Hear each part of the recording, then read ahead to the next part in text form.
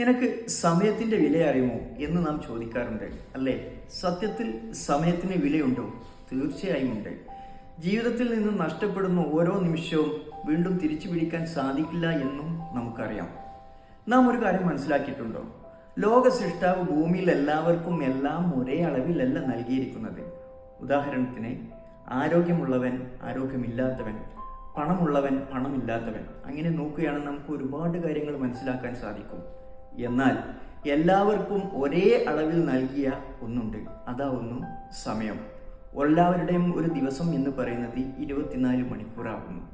എന്തിനായിരിക്കും സൃഷ്ടാവ് എല്ലാവർക്കും സമയത്തെ ഒരേ അളവിൽ നൽകാനുള്ളൊരു കാരണം എന്ന് നിങ്ങൾ എപ്പോഴെങ്കിലും ചിന്തിച്ചിട്ടുണ്ടോ?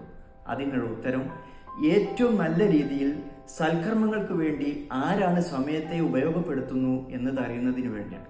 അതുകൊണ്ട് സമയത്തിൻ്റെ വില മനസ്സിലാക്കിക്കൊണ്ട് ഏറ്റവും നല്ല രീതിയിൽ സൽക്കർമ്മം ചെയ്തുകൊണ്ട് സമയത്തെ മുന്നോട്ട് കൊണ്ടുപോകാൻ നാം ഓരോരുത്തരും പരിശ്രമിക്കണം. ഇനിയുള്ള ഓരോ നിമിഷവും അതിനായിരിക്കട്ടെ.